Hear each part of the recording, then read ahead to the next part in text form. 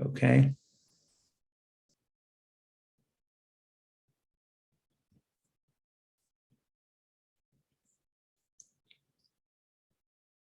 Okay, so chukat in a nutshell. Whoops. Yeah, okay. Chukat in a nutshell. As we discussed yesterday, the word chukat means the law of, the decree of, because this law is from the parts of the Torah that are not rational. It's a chok, it's a decree. We do it only because God told us to do so.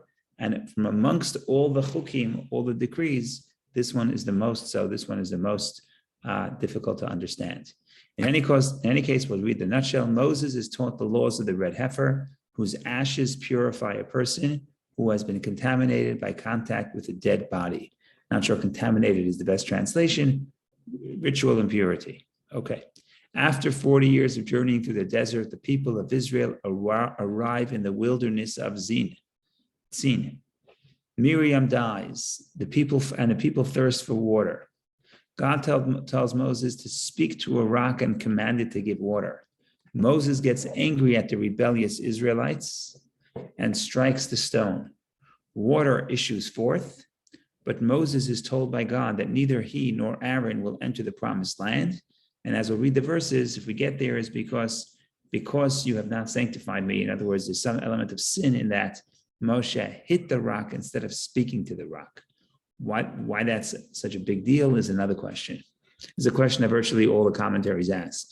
Nobody knows why this sin is so severe. In any case, Aaron dies at Hor Hahar and is succeeded in the high priesthood by his son Eleazar. Venomous snakes attack the Israelites' camps after yet another eruption of discontent in which the people speak against God and Moses. God tells Moses to place a brass serpent upon a high pole, and all who will gaze heavenward will be healed. The people sing a song in honor of the miraculous well that provided them in the desert. Moses leads the people in battle against the Amorite kings Sichon and Og, who seek to prevent Israel's passage to their territory, and conquers their land, which lie east of the Jordan. So again, this is in a nutshell. We don't have all the time to go into that, but the Jewish people are southeast of Israel, and they're going from south to north, and they're trying to enter Israel from the south. But there's a kingdom called Edom, which is the descendants of Esav, which is in the south of Israel, southeast, so really current day southern Jordan, which do not let them go, do not let the Jewish people go through. And God says we can't battle them because they're our brothers, because they're the descendants of Esav. So we have to take a detour. We go all around, and we go first east and then north, and then we head west. And then when we're doing that, we're making that circle, trying to approach the Jordan River. On the eastern side of the Jordan, there's the two kings, Sichon and Og, who don't let the Jews pass. The Jewish people conquer those lands. And as we'll see later in the end of this book, that becomes part of Israel. Eventually, 2.5 tribes settle in the land east of the Jordan. So if you want to talk about biblical Israel, it's not just the west bank of the Jordan, which is the 7 nations promised to the Jewish people, but it's also east of the Jordan, which is current day Jordan. So today, if you want to be, if you're placed on the right wing of the political spectrum in Israel, if you believe that the Jewish people should be in the west bank of the Jordan, meaning in Judea and Samaria, that's only today. 100 years ago, if you were to be placed in the right wing of the political spectrum, was Jabotinsky, and they had this song which says, both banks of the Jordan belong to us, because not just the western bank, but also the eastern bank, because we read about it in this week's Parsha, about how that was conquered by Moshe on behalf of the Jewish people. Okay, so that's the introduction. Now the question is, where do we want to go? Do you want to go to cows? Do you want to go to water? Where do you want to go? The truth of the matter is that water is a theme that runs through all the portions, all the stories in this week's Parsha, including the first one, because they call it the red heifer, but the red heifer also needs water. It's the ashes of the red cow and the water. So there's a lot to speak about. I want to do a few minutes on the red heifer. And then I want to do, of course, we have to do a few minutes on the very short story but a very significant story of Moshe hitting the rock. And then we'll see what we can do later. We'll see if we can do some of the serpent or some of the song.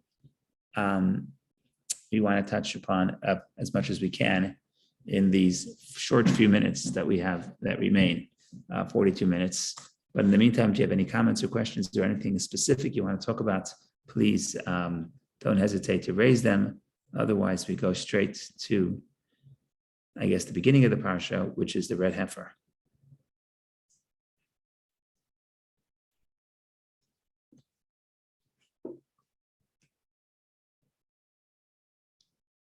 Okay, so let's just do a little bit of reading just to get the feel. Numbers chapter 19, verse 1, this week's parsha. If you're looking at the Art Scroll Chumash, it's on page 839. And the Lord spoke to Moses and Aaron, saying, "This is the statute of the Torah, which the Lord commanded, saying, speak to the children of Israel and have them take for you a perfectly red, unblemished cow upon which no yoke was laid. You shall give it to Elazar the Kohen. He shall take it outside the camp and slaughter it in his presence. Elazar the Kohen shall take from its blood." Okay, we don't have to get into that too detailed. After that, they burn the cow. The cow shall then be burnt in his presence. Its hide, its flesh, its blood, with all its dung, he shall burn it. The Kohen shall take a piece of cedar wood, hyssop, and crimson wool and cast them into the burning of the cow. The Kohen shall wash his garments and bathe his flesh in water, and then he may enter the camp, and the Kohen shall be unclean until evening. In other words, I mentioned this yesterday, the person preparing the cow becomes impure, even though the cow and its water and the ashes are actually what makes other people pure. But in any case, a ritually clean person shall gather the cow's ashes and place them outside the camp in a clean place, and it shall be as a keepsake for the congregation of the children of Israel, sprinkling water used for cleansing. Then it talks about who needs this cleansing: someone who touches a dead person. Talks about the specific laws.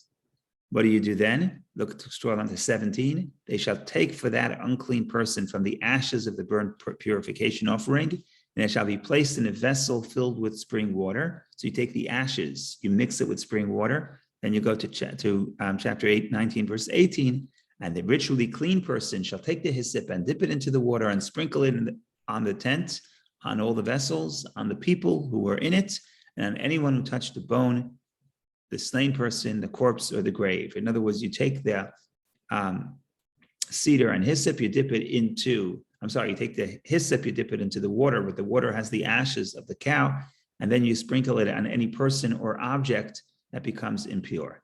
Okay, that is basically the story. And then chapter 20, we get to the passing of Miriam. We'll leave that for a few minutes. So that's the story of the red heifer.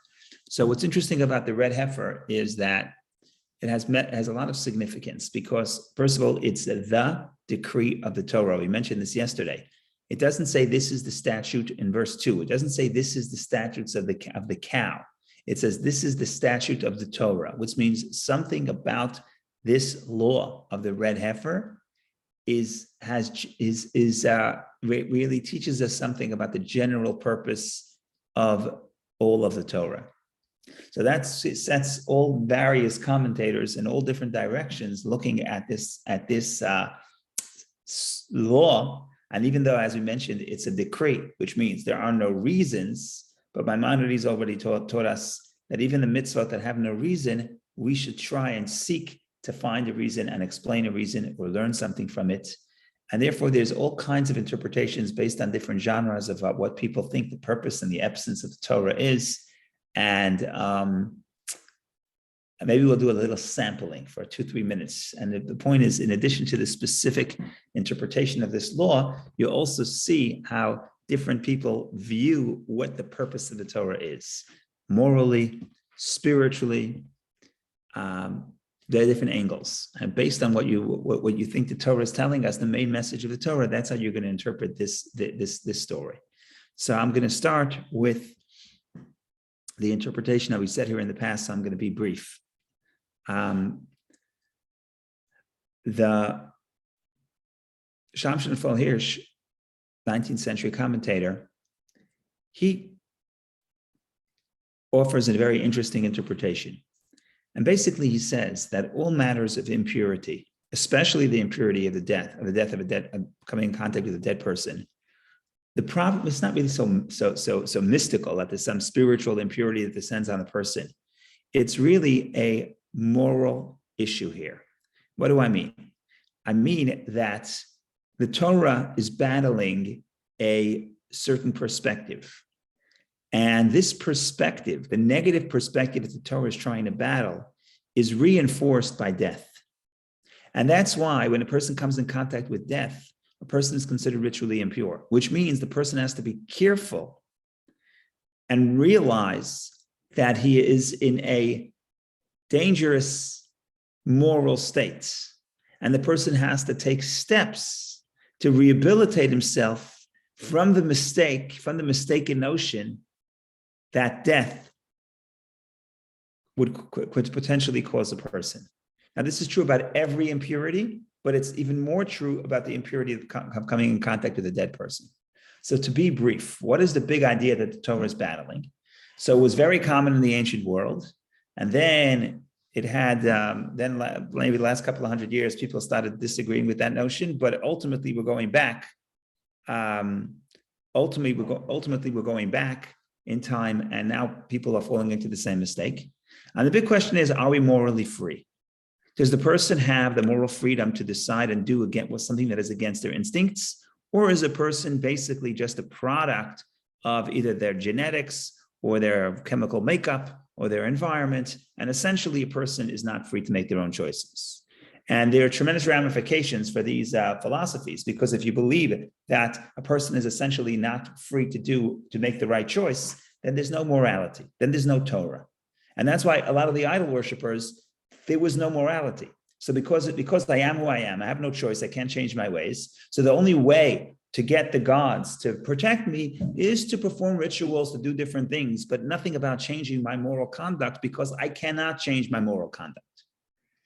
And Torah battles that notion. Torah insists that, I guess there are exceptions if someone is mentally incompetent, but as a rule, people absolutely, unequivocally do have control, in the sense, not that it's easy, but they have the ability to go against their instincts. And that's a moral statement. If you don't accept the statement, it could shut down the Torah. There's no purpose of reading the Torah.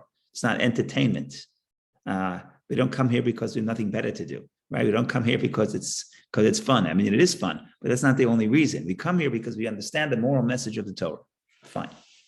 So we're running around and saying we're morally free. We're morally free. There's nothing that could stop us. Doesn't mean I could do anything physically, but morally, my moral choice, I am free. Nobody could force me to react emotionally or spiritually in a certain way. I have moral freedom. No matter what you do to me, you can place me in prison, you can place me in a concentration camp. I'm still morally free, even if I'm not physically free. And that, says Rabbi Shamshon Hirsch, is the main purpose of the Torah: freedom, moral freedom. What happens with death? Come in contact with death, you realize the mortality of a person. You realize the weakness of a person. You realize the body is not free. There's nobody who could survive life. Everyone's going to die. In other words, you realize how small you are and how you can ultimately change the course of nature. And that is dangerous. Why is that dangerous? Not because it's not true. Of course it's true. The body is physical and the body is trapped in the laws of nature. The problem is that a person may extrapolate from the physical mortality, from the physical weakness of the body, and say the same is true about the soul of a person. The soul of a person is also weak and also limited and also has destiny and cannot change its destiny. Because we know the destiny of the body. I hate to ruin your day today, but we know the destiny of the body. It's not pretty, right? God tells Adam, you're from earth and you're returning to earth. We know what's going to happen. The question is, how much fun you can have on the way. Okay, fine. But ultimately, we know the destiny. So we can't escape the destiny. But a person, if we extrapolate and think that the soul is the same way, that the soul has a certain destiny and we cannot change it, and our moral choices cannot be changed, that would be spiritually dangerous. And therefore, what do we have to do? We have to be careful and say, you can't go to the temple with this notion. You have to cure this spiritual notion, and then you become pure again. Pure means you're no longer susceptible to the mistakes which believing that your soul is mortal would lead you to. So what's the essence? What's the key point here is you take a beautiful cow that's red. Red represents passion, life, strength, and you burn it into ashes. What do you see? The body is mortal. The physical is fleeting. But then what do? You take the water, you take the ashes and you place it into water, living water. And water, living water that can cause growth. Once something is burnt, it can't produce anything. Anything can decompose. Once something becomes ashes, things can decompose, become earth. It's still part of life. It's still organic life. But ashes produce nothing. So the ashes, the physical, is ultimately dead. But living water can always produce growth, represents the soul. And the point here is we have to understand, what are we? We're not one or the other. We're a body and a soul. We have the red heifer. We also have the living water. And even though the red heifer, the cow, the physical, the passion is mortal, the soul is not. The soul is the water. And that's what cures the person's perspective, that the person would feel that when they come in contact with death, they will extrapolate and say, my soul is also limited. That would be a dangerous spiritual place. Focusing on the fact that, yes, I have a mortal body, but I have a free soul. And that's the potion here. The ashes and the water together, that provides the freedom. So I just gave you what Sham Shinafol here says over 5 pages. And he says that many places in the Torah, because anytime he mentions purity, he explains it in this context. And that's the idea. The big idea here is moral freedom. And that's why we say this, ladies and gentlemen, this is the decree of the Torah, not the decree of the cow, because this is the main point of the Torah, moral freedom. Now, the Hasidim, I know I said this before in different contexts, but the Hasidic interpretation tweaks this a little bit, and because Hasidim are interested in joy, and the Hasidim say the same thing in different words, but without going into the whole spiel again. What they're saying is substitute the idea that we're trapped in our destiny for sadness, and moral freedom substitute for joy. In other words, when a person comes in contact with death, person recognizes their own mortality, and ultimately a person becomes depressed because you say, not only I'm going to die in the future, but ultimately, if I'm not real, if I'm mortal, then my decisions, my actions are ultimately fleeting, and therefore, what's the point of benefit of enjoying or anything or doing something significant now if ultimately it's fleeting?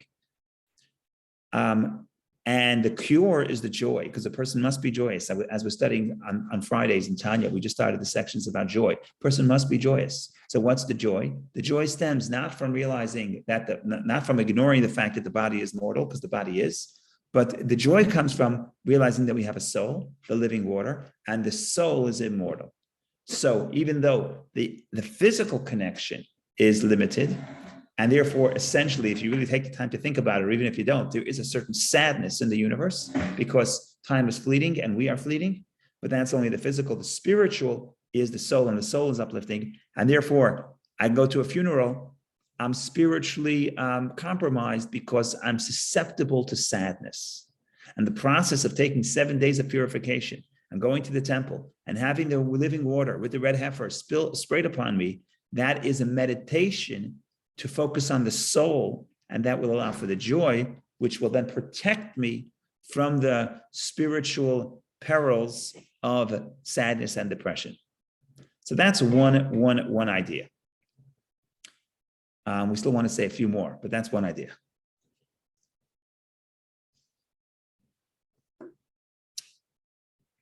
The Hasidic interpretation goes a little bit different. In other words, they're speaking about this more as a symbol for the entire Torah. They want to say the entire Torah is the red cow. How so? So I'll give you 2 interpretations. First interpretation, again, the concepts that I'm going to say you heard many times because we say it all the time because it's fundamental to Hasidic thought. First interpretation is the entire purpose of the Torah and everything about the Torah is what the Kabbalists refer to as running and returning. In other words, the Torah is a roadmap or a blueprint how a person could live a healthy spiritual life. And the way you live a healthy spiritual life is there has to be the tension, but it's really the pulse of life, which is running and returning. Running is Kabbalistic terminology for yearning to escape, yearning to come close to God, yearning to escape the confines of the physical. And returning is the after the desire to escape, it's the motivation to come back to the physical and to the confines of reality and sanctify that. Sanctify the physical world, sanctify the limitation. And there cannot be, from the perspective of Judaism, there cannot be a healthy spiritual life without having both, or healthy, even not just spiritual, even physical life. You must have that pulse of going, running and returning, like the pulse of the heart, as the bloodstream. It leaves the heart to give life to the rest of to the body, but then it comes back. So it's constantly running and returning. And spiritually, we're the same way. And other faiths highlight you want to escape, you want to come close to God. Other philosophies say, just be physical, just enjoy the physical. We discussed this last week with Korach, I think, if I remember correctly. What is the balance? The balance is you must have both. And that's why in the beginning, you have to run. You have to have a yearning and a desire to come close to God. That's why we pray in the morning, cover our eyes, and we say, the Lord is our God, the Lord is one. Everything else is insignificant. What do I want? Nothing, just to escape and cleave to God. But that's not enough, because that's not what God wants. So after you have the yearning, as we say in the Shema, after you covered your eyes and we said, the Lord is one, you meditated. And then we said, we should love the Lord your God with all your heart, with all your soul, with all your might, which means you're willing to give up your life to God. After that, it says, oh, these words that I command you today, the study of Torah, teach them to your children, speak of them when you go, when you walk on the road, in the morning, in the evening, in your house, outside, everywhere, right? It's bring that inspiration to the entire world. And every mitzvah really has a running element and a returning element. Usually mitzvahs are one or the other. So before we take Barry's point, let me just come full circle, says Rabbi Shneur Zalman in his discourse in the Likkutei Torah, this week's parsha. He says, what is the red cow other than running and returning? What's running and returning? Ashes and water, fire and water. Fire is the desire to go up. Water, even physically, gravity, right? Fire defies gravity, it goes up, it's lighter than the air, so it goes up. And whereas water is the opposite. Water comes down, and water gives life here on earth, right? The Medrash says water leaves the high plains and comes and gathers in the low plains, right? There's all kinds of metaphors. Water represents someone who's humble, a wisdom that gathers with someone who's humble. So if you're on the top of the mountain, you're not going to have water. The bottom is where the water gathers. But the point here is that the ashes, the burning of the cow, and then the placing it in the water represents the running and returning, which really encapsulates the entire message of the Torah. So that's the second interpretation, or really, if we're going to count the first two as one, this is the second. We'll take Barry's question. We'll do one more, and then we have to move on because there's too much good stuff here. Go ahead, Barry. Thanks, Rabbi. Very deep stuff. Interesting. What's the concept of free will and morality with the spirit?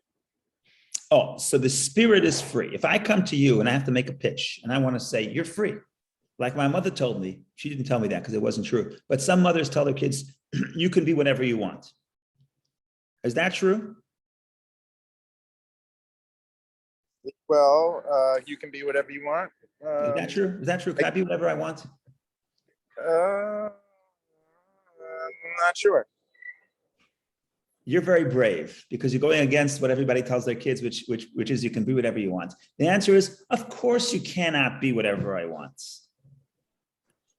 I have certain physical limitations. I'm not, what am I example? I was going to say I'm a man and not a woman, but today you can get in trouble for going into that. But the point here is, I'm not 6'9". I can't play basketball in the NBA. I can't play football and the NFL. I'm just not physically that strong. What am I going to do? Okay, I can work out all I want. I don't have those physical components. The point here is, physically, I'm limited. I cannot be whatever I want. So if I tell you, you can be whatever you want, physically, it's simply not true. If I tell you that spiritually you're free, which means that no matter what person can confine you, they can put you in prison, they can do whatever you want, but you have control over your inner moral life, your inner moral choices, right? Put me in prison, but it's my choice how I want to respond emotionally. If I want to give up hope, if I want to despair, if I want to believe, right? I could take control over my instincts and I can decide how I want to think about the world. There, when it comes to the spiritual inner life, am I free? Could I be whatever I want to be? Here, the answer is unequivocally yes. So now we have a contradiction. Because if I look at my body, the answer is I'm not free. If I look at my soul, the answer is I am free. So the problem here is that when all the evidence is in, when I look at the evidence, look at the tangible evidence, and it's most clear when I go to a funeral, it's most clear when I touch a dead person, where I see somebody who yesterday looked so alive and so powerful, and today is basically limited. So that process of coming in contact with death or thinking about death or touching death, that process could even subconsciously tell me, hey, dude, you can't be whatever you want. You're limited. Your body is limited. Your fate is limited. You're limited. And you can't control destiny. And that's true about the body. But if I extrapolate and I say that same thing is about my inner life, my spiritual life, and that's a mistake and that's dangerous. When one is alive and when one is conscious, but in the spirit, in the afterlife, In the afterlife, the person is certainly free, right? The soul has no limitation of the body, right? So there's no problem to begin with. And there's choice and morality in the afterlife. No. Okay. There's no choice in morality, because morality is only possible when there is temptation, right? So if everything is clear, if I say, Barry, you have free choice not to walk into a burning house, not to walk into a burning fire, it's not really choice. Right? Naturally, you're not going to do something that you sense to be detrimental for yourself. So in the afterlife, we have a separate problem, and where free choice is not possible, not because we're not free. That we are free. The problem is there's no choice, because what looked so tempting in this physical world, in the world of truth, is no longer tempting. So we end up with the free, but not with the choice. Because free choice, you need both components. You need freedom and you need choice. And we don't have the choice in the afterlife. So we have to cherish the time we have here. It's a little bit complicated and it's a little bit of a roller coaster, but ultimately it's the most meaningful time our soul will have. Okay, should we do one more? We'll do one more. We'll do one more quick one with the Hasidic interpretation about the red heifer, and then we go to, we need some water. I'm getting thirsty. No, I'm kidding. Pun intended. Okay, the next thing, the next Hasidic interpretation is red is the symbol of passion. Red is the symbol of life, but sometimes red is also the symbol of negative passion, right? There's a verse that says if your sins will be like scarlet, red like scarlet, it will turn white like snow. That's what the verse says in Isaiah. I believe it's Isaiah, maybe Ezekiel, I don't remember. In any case, and we say that in the temple, there was a miracle where they would put a red scarlet and it would turn white on Yom Kippur. Okay, so red represents passion, lust, usually in the negative context, whereas white represents freedom. I'm sorry, spiritual freedom. Red represents purity. So all of a sudden here, we have to look for a red heifer. Why a red heifer? Isn't a red heifer something negative? So there's all kinds of interpretations. By the way, some say it's really a atonement. Ultimately, it's an atonement for the sin of the golden calf. And the golden calf we made because of gold. And gold has a red shade. And that's one of the reasons why we take a red heifer. You see what I'm saying? People are looking, why red? It's just totally out of character. We need red as a sacrifice. It just doesn't seem right. And it has to be, it says a complete red cow. Usually all the animals have to be complete. They can't have a blemish. But the Talmud learns and says that here it says complete red. It has to be completely red. And if it has two black hairs, it's no longer qualified. It's disqualified. So we're specifically looking for red. Why the red? It's just a strange phenomenon. It's something out of character for what the Torah typically would tell us to do. So the Hasidic interpretation is as follows. The red represents, in fact, an inner negativity, the negativity of the animal soul. And a person looks at himself and a person says that I have a lot of negativity or somewhat negativity within myself. I have a desire for negativity. I have a desire for lust, and therefore I'm impure. And the conventional interpretation is, yes, you have that negativity, but you also have a godly soul. So focus on the godly soul. Okay, but I have this strong, powerful animal that's red and passionate that's trying to take me down. And who's stronger? A human being or an animal? The animal is stronger. It's not a fair match, right? And the human being is smarter, so you can figure out how to channel it. That's one thing. But who's stronger? The cow is stronger. The red cow is stronger than the human being. So I'm worried. What do I do? What do I do with all this negativity? So the old version was, well, you try to lock it up, try to suppress it, ignore it, fight it. What is the Hasidic interpretation? No. The desire, I feel like I am negative because I have negative desires. We say, no, you don't understand. The power of desire, what the Kabbalah would call koach hamitaveh, the power to desire, that is not negative, that is neutral. So what looks like this red negative cow, don't get so scared. Not as bad as it looks. Because the power the power of desire is neutral. It happens to be that now what my power of desire wants is the box of 1,000 jelly beans, or fill in the blank, whatever it is. That happens to be negative or destructive. But that's only the external manifestation of this. What does your soul, what does your power desire want? It wants comfort, it wants pleasure. Okay, it thinks that by eating a tub of ice cream, like I tried last night, it thinks that it's going to get the comfort that it's looking for. I'm just here to report it. It didn't work. It didn't work last night. It never works. So what you want is neutral or good or fine. Nothing wrong with that. So the red cow is not a red cow. The red cow is not a problem. The passion is not a problem. The problem is the external manifestation of this. And that's what we say, what do? Burn the cow. In other words, destroy the external expression, which is negative. But here's the key. The desire, the power of desire, the power of lust is actually, not only is it not negative, it's critical for the purification process. Because for purification, the living water is not enough. Because water is nice, it can give growth, but where's the passion? Where's the excitement? Where's the devotion to holiness, right? You can't get that in water. You need the passion of the red. You need the passion of the red heifer. The point here is, so we preserve the essence of the power of desire. And when you burn something up, everything else goes in smoke. The external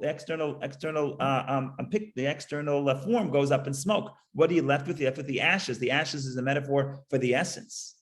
And the essence is not only not negative, but is actually purifying. And that is the key. And that is why this is the main mitzvah of the Torah, because the Torah is telling us most important thing, how to view ourselves. And even the negative side of self, we have to understand that not only is it not negative, well, the external expression of it is negative, but the inner power, the essential power of the animal is not negative. It's actually critical for the purity. And that's why you cannot purify with living water. I mean, you could do some things. You go to the mikvah. Some impurities could be some levels of impurity could be purified by living water, but not the most severe ones. The most severe ones, you must have the passion of the animal soul. You must have the power of desire. Get rid of the external manifestation of it, but that desire for pleasure, for comfort, for goodness, to be close to something, to have intimacy, all that is not only neutral, not only is it not negative, not only is it neutral, but it's actually critical for the healing process. So that's 3 interpretations, 3.5. One is, the first one we said there's 2 parts to it, but there's at least 3 general ways of reading the Red Heifer. I'm sure there are many more, but we only have 18 minutes left. So that's the first section we're going to talk about. Comments, questions, objections, jokes, what else? Anything else? Please don't be shy to share. And with that, we will move on a little bit, a few verses to the story of the death of Miriam and the subsequent tragedy, I guess, depends how you look at it, but in some sense, the tragedy of the sin of Moshe hitting the rock instead of speaking to it, and the terrible result that occurs, that's when it is decreed that Moshe and Aaron will remain in the desert and not come into the Holy Land of Israel.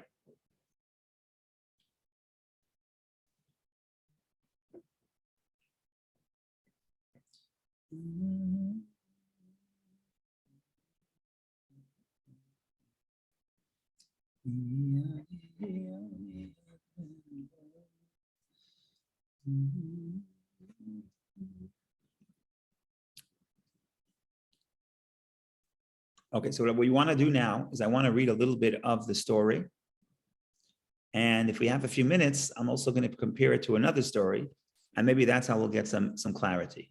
So I'm looking at Numbers chapter 20. If you want to look at the art scroll, if you have the book and you want to see it in the book, that would be on page 843.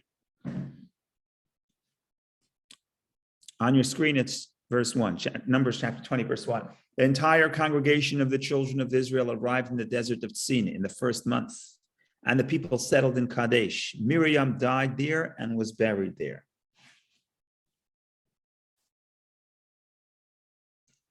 The English is bad. Okay, we'll have to deal with this later. The congregation had no water, so they assembled against Moses and Aaron. The people quarreled with Moses, and they said, if only we had died with the death of our brothers before the Lord.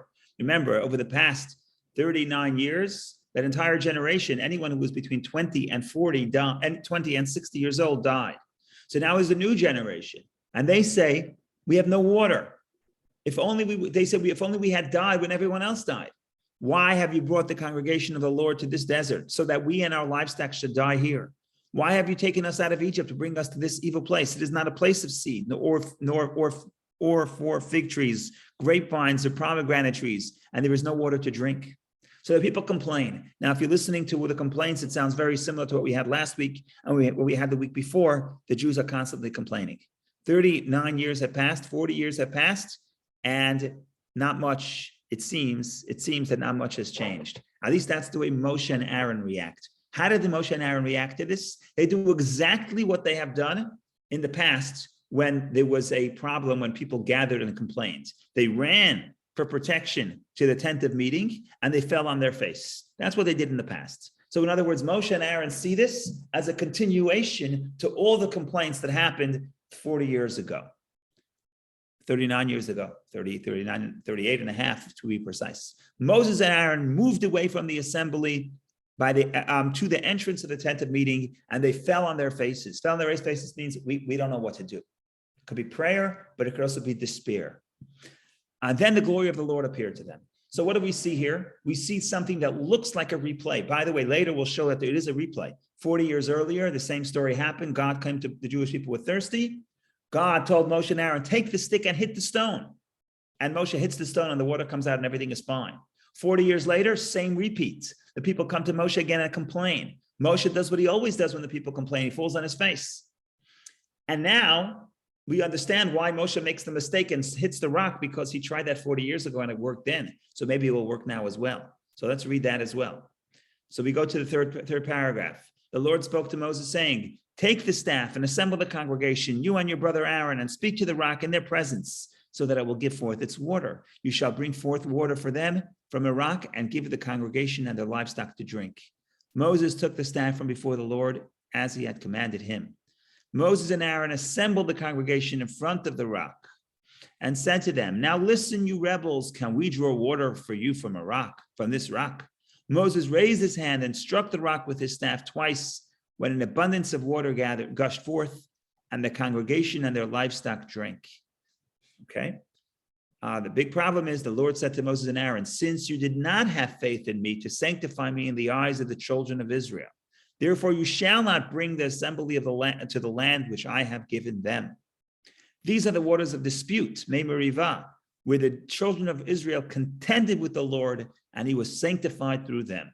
This is probably one of the most, if not the most, cryptic stories in the Torah. We have no idea what the problem is, what's at stake. Who cares that he hit the rock instead of speaking to it? It's probably one of the most tragic stories, because by the time you're in this point, you already read the third book, the second book, and the third book, and the fourth book, and you already identify with Moshe, and you want to connect to Moshe. And here, Moshe's life mission to bring the children of Israel of the Jewish people to Israel is basically fails. He gets them to the brink of the vision, the mountaintop, but not across the Jordan. And it's just very sad. And this is a very troubling portion. And therefore, there's commentary from here to who knows where. And the bottom line is, like I say, whenever there's 10 answers to a question or 20 answers to a question, it means there is no one good answer. So there is no one good answer, but there's a lot to say. And there's a lot of angles to come at this. So we'll see what we can do. But in the meantime, Elisa, please share. Shoshana Ruth, please share. So if Hashem didn't want him to do it that way, why did the water come out? He could have made the water not come out. That's one of the questions. One of the problems with saying that this was a big sin is if the sin is so terrible, why did God perform a miracle?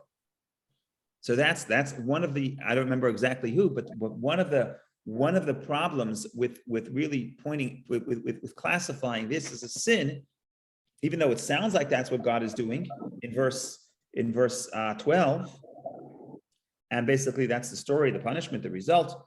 So it sounds like this is a big sin. So, but the issue then becomes, why did God do the miracle? So that's a wonderful question. Thank you.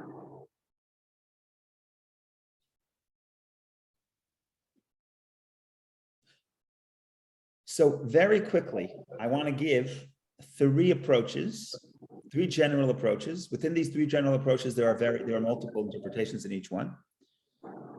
And then, for the fun of it, I want to go later after those three interpretations. Hopefully, we'll do that within 5 minutes. Then I want to compare this story to the water story, to the story that happened 40 years earlier, and you will see, maybe find some interesting insights. So we're going to try to figure out what the sin is, and again, I'm giving three approaches of the classic commentators. So one of the approaches, the first approach is, this must be a sin because God punished Moshe and Aaron, so it must be a sin. Now, you say, why is the punishment so severe if the sin is so minor? Well, if you're very righteous, then God is more exacting. Okay, fine. What is the sin? So what the sin is very difficult to understand. And therefore, everybody offers different sins. Just to give you a sampling, so let's start with Rashi. What does Rashi say?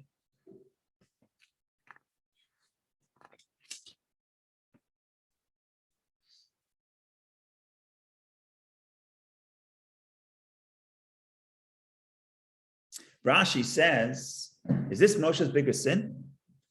If you look 2 weeks ago or 3 weeks ago on the Halotcha, when the Jewish people asked for meat, Moses says to God, even if could you slaughter enough meat for these people, for the amount of meat they want? You'll never be able to find as much meat to satisfy them. Says Rashi, that is a greater lack of faith. And here God says, because you did not sanctify me in the eyes of the children of Israel. That's a bigger sin. So if God wants to punish Moshe for not allowing them to go into Israel, there was an earlier sin. Says Rashi, that sin was between Moshe and God. It wasn't in public. It's not terrible. Nish kefer like you say in Yiddish. But this one, because it was in front of the eyes of all the Jewish people, that's why it's more severe. That's why it's more severe. In other words, they made a very small infraction from Hashem's words, but they did so in public. And that's the severity of the sin. That's Rashi. Other people are not happy with this. Everybody's looking for reasons. Just to give one creative approach, that is from Maimonides. Maimonides says there was a sin. And you know what the sin is? Not that they hit the stone instead of talking to it, even though that is true, but that's not the sin. The sin is that they said, if you look at verse 10, they said, now listen, you rebels, can we draw water for you from the rock? Moshe and Aaron are angry, or Moshe and Aaron, but Moshe speaks. But Moshe and Aaron, and Moshe speaks, calls the Jewish people rebels. Says Maimonides, Moshe was angry at them. And the sin is not the hitting of the rock and not speaking to it. The sin is the anger. That's Maimonides. So that's enough for one approach. Approach number one is to try to find a sin in this story. And like I said, some people offer up to 10 interpretations. One person offers 10 possible sins. I'm not going to get into that, but that's one approach. One approach is there was a sin. Either they went against God's word in public, or they got angry, or find another sin. But there was a sin in this story. That's approach number one. Go ahead, Vicky. Well, I just wanted to offer the answer, to attempt to offer the answer to Lisa's question. why the water appeared, Yeah. why the miracle appeared? Because the water had nothing to do with Moses.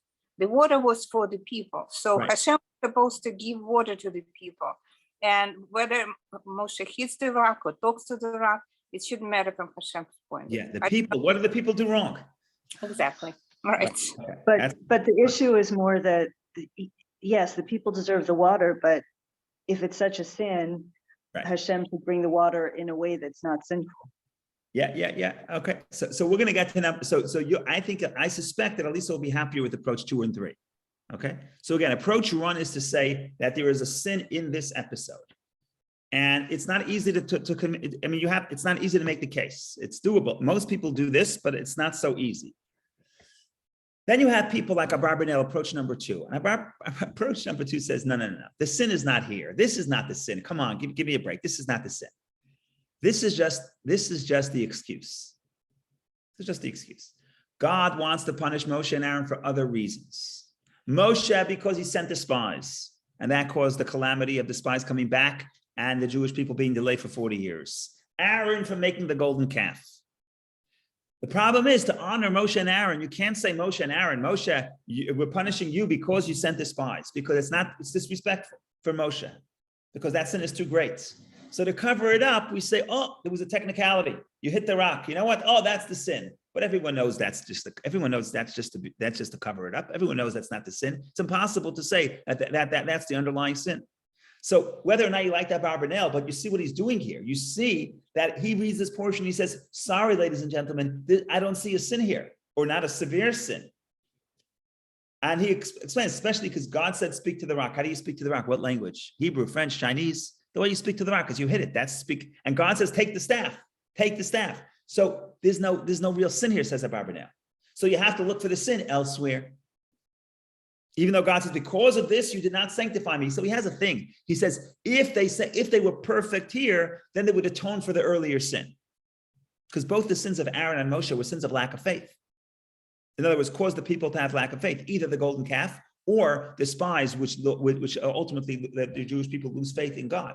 So if you were sanctified me, if you were perfect here, you would have corrected the old sin. Here is an opportunity to correct the old sin. But you didn't, so now you're not going into Israel, not because of this, because of the underlying sin. So that's approach 2. Again, approach 1 is you read the story, you find the sin in the story. Not easy, but a lot of people do this. Approach 2, you got to be more creative. Approach 2 says, there is a sin, but this is not the sin. This is the cover-up. This is to hide and conceal. And people shouldn't think that Moshe and Aaron's sin, imagine if Moshe and Aaron's sin is as severe as the people who served the golden calf or the people who lost faith. No. Yes, they caused it. They had some effect. Moshe sent the spies, which later led the people to lose faith, but Moshe had the faith. So we want to hide their sin. So we find a technicality. Oh, they hit the rock instead of speaking. That's the sin, but it's not really the sin. That's the cover-up. In other words, that's hiding, that's protecting. So that's genre 2. That's approach 2. There is a sin, but it's not the hitting of the rock. And then we go to the third sin. The third sin is the Medrash. And the Medrash is interesting because I don't see too many people talking about the Medrash, except the Medrash and the Rebbe. The Rebbe loved this interpretation. The Medrash says like this: it wasn't a sin.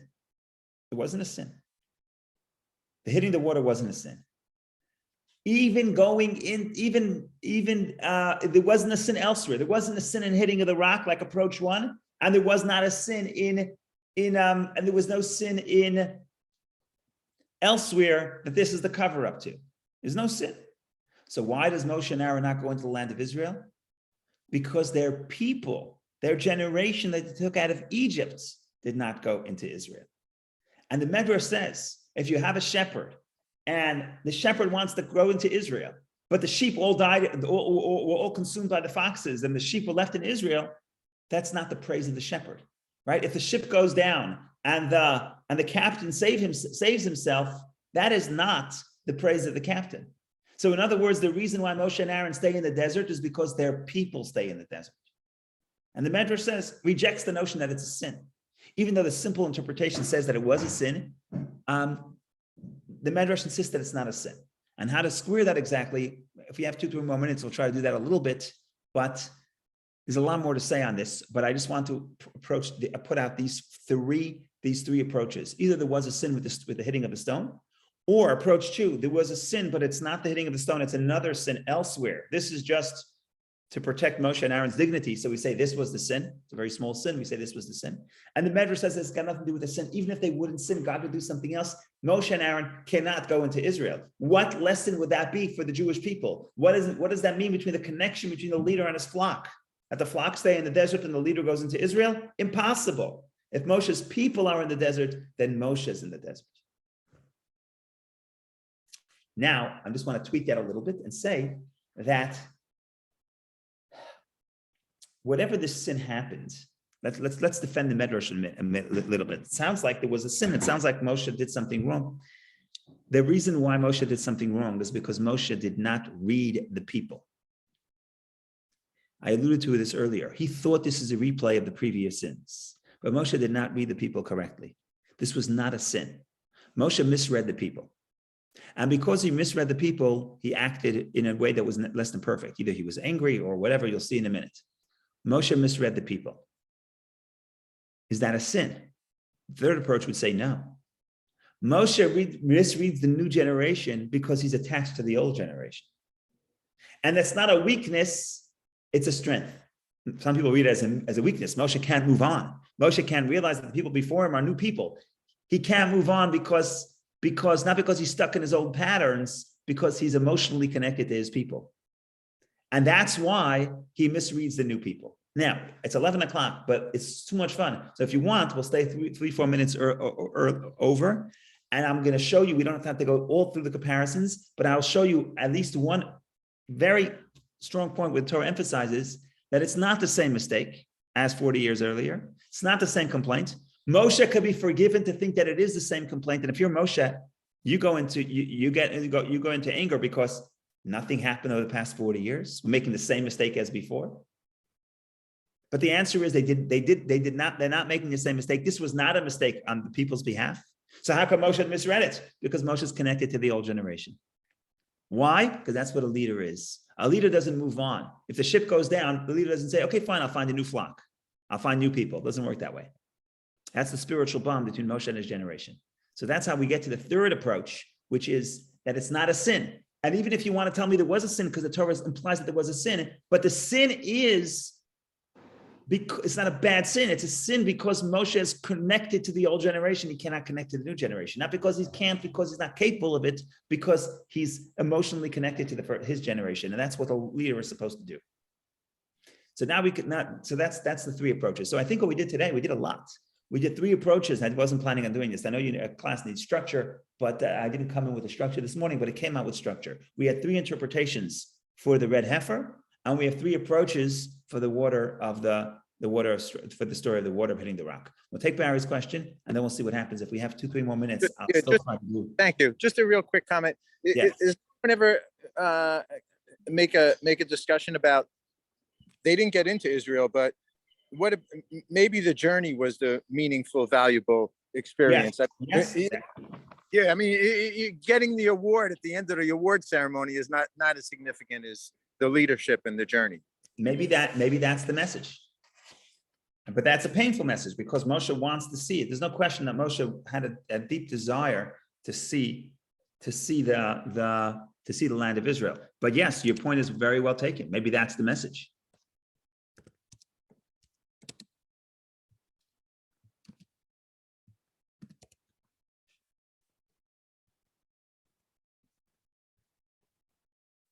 Okay, we do this quickly because we don't have that much time.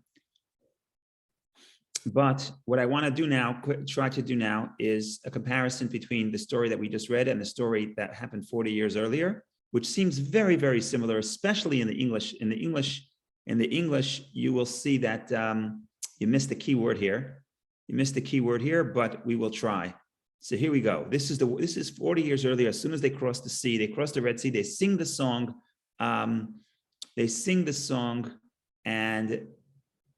get thirsty. They sing the song. What happens here? Am I going backward or forward?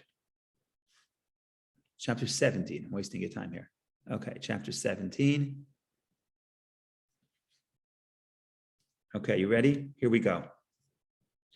The entire community of the children of Israel journeyed from the desert of Sin to their travels by the mandate of the Lord. They encamped in Rephidim, and there was no water for the people to drink. So the people quarreled with Moses, and they said, "Give us water that we may drink." Moses said to them, "Why do you quarrel with me? Why do you test the Lord?" The people thirsted there for water, and the people complained against Moses, and they said, "Why have you brought us up from Egypt? To make me and my children and my livestock die of thirst." Moses cried to the Lord, saying, "What should I do for this people? Just a little longer, they will stone me." And the Lord said to Moses, "Pass before the people and take with you some of the elders of Israel, and take into your hand your staff for which you struck the Nile, and go. Behold, I shall stand there before you on the rock in Horeb, and you shall strike the rock, and water will come out of it, and the people will drink. Moses did so before the eyes of the elders of Israel.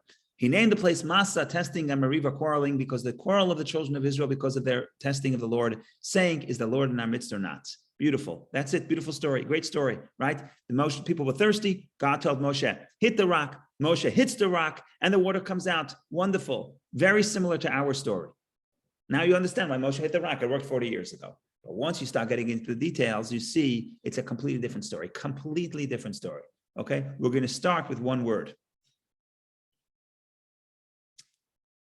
The people. Vayarev ha'am. The people quarreled with Moses. The people thirsted. Moses cried to the Lord, saying, "What shall I do for this people?" Number 3. And the Lord said to Moses, "Pass before the people." Number 4.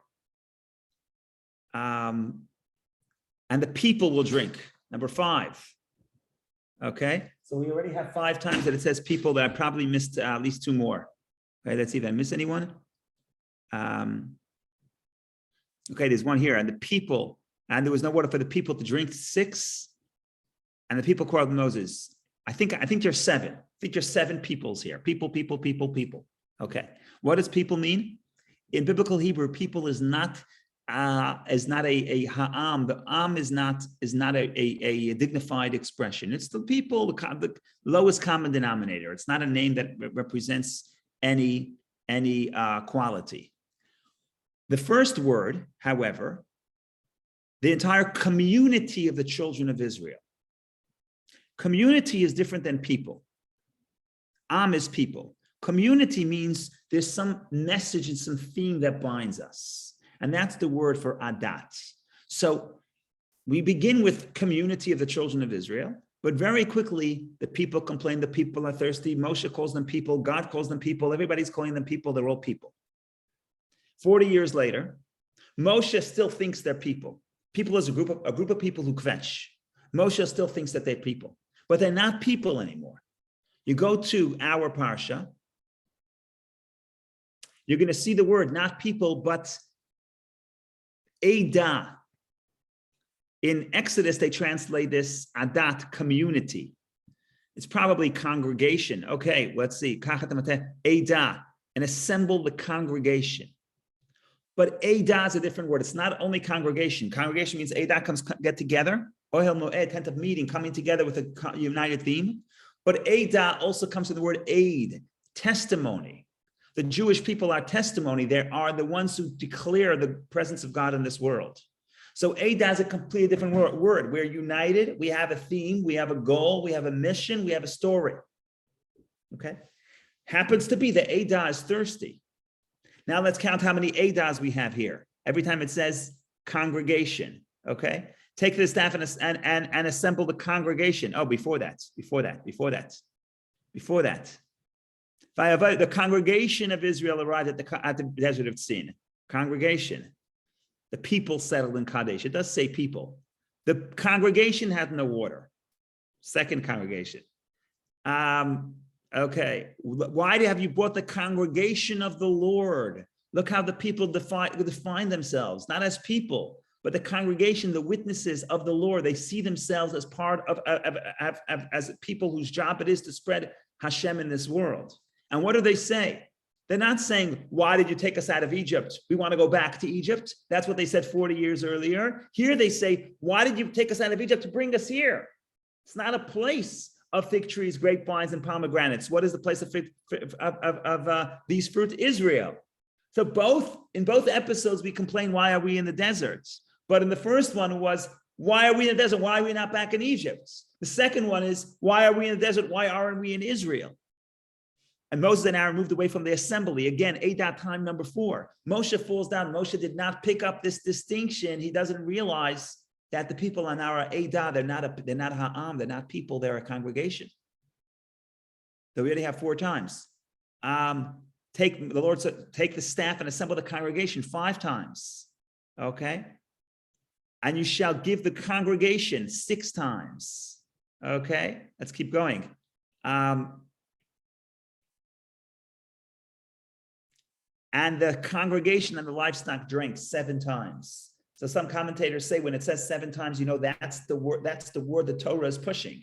So in the first story, it's people. They're just people coming together to kvetch. Moshe sees them 40 years later, the new generation. They're not the people that are a congregation. They have a united message and they have a united theme and they have a united mission. Moshe doesn't realize that this transformation occurred. So Moshe refers to them as Ha'am, the people. God refers to them as the congregation. They refer to themselves as the congregation of the Lord. And Moshe doesn't realize that the transformation happened. And that's why he goes back and goes to the old pattern, which is hitting, which represents you have to superimpose your will over them. Miracles have to happen. I'm not going to get into that element right now. The bottom line is the ship has sailed. In other words, these are different people with different problems.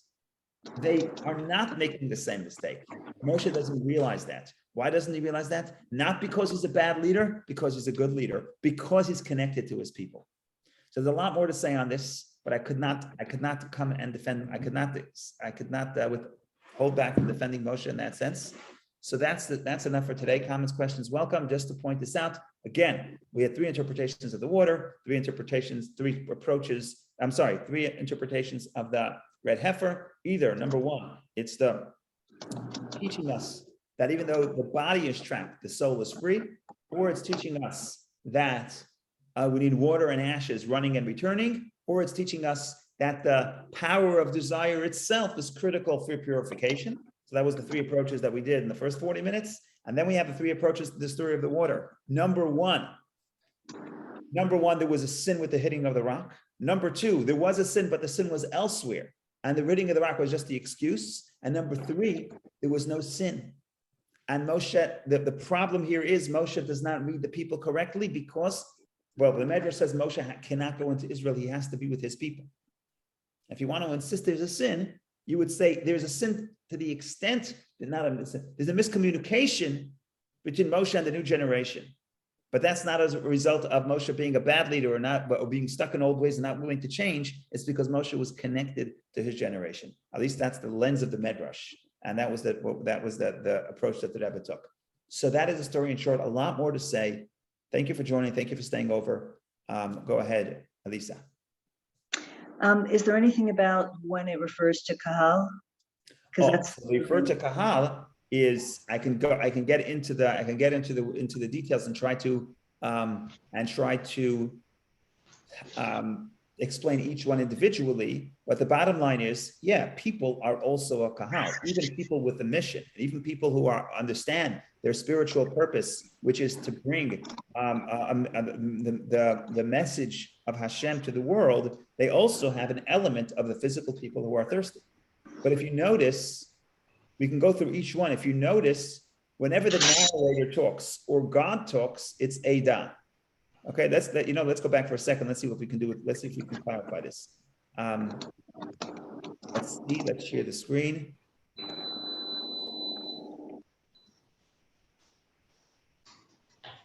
Let's go back to the bottom.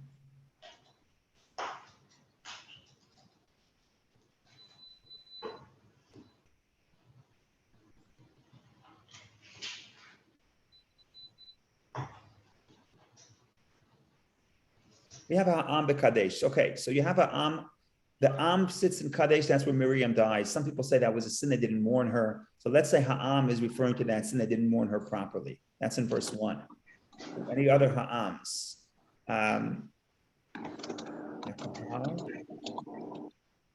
Kahal is neutral. Assembly is neutral. It could be Kahal for good or bad. It's not like Eidah, which is congregation, which is I'm sorry, I'm getting confused with an assembly congregation. Eidah comes from the word Eidah, testimonial, gathering for a purpose. Kahal is just a gathering, so Kahal is neutral. Let's see where else you have ha'am.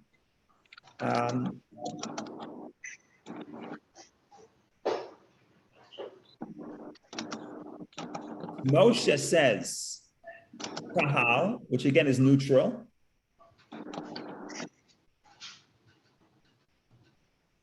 Kahal, I don't see any ha'ams. There's only one ha'am. The word that appeared 7 times 40 years earlier, ha'am, the people, this place only appears once in the opening statement, referring to the death of Miriam, which I think there was a sin there. The Medrash says there was a sin that didn't mourn her properly. All the other times, it either says Uga, which is a gathering for a purpose, meaning the people are in tune with their purpose, with their mission of testimony, or it says Kahal, which just means a gathering, which is neutral. There are no ha'ams in this story, except in the opening statements. Very interesting. Very interesting. Okay, have a wonderful day, everybody. Thank you. That we are in the business not of being people, but of being part of a congregation, a Eidah. We get together, we focus on our mission, and our mission is to give testimony. What's testimony? Testimony is we declare that which is not obvious. The Talmud says if it's obvious, you don't need testimony. Our job is to make the unobvious obvious. That's why it says, and we say Shema in the Torah, Shema Yisrael. Hear, O Israel, the Lord is our God, the Lord is one. So there's a big shin of the Shema. I'm sorry. I'm making a mistake. Ayin. A big ayin in the Shema and a big dalid in the Echad. Ayin and dalid is aid, is witness. We're in the testifying business. So that's it. We make the unobvious obvious. Thank you, Rabbi. Today, and we'll meet each other in good health. Thank you so much.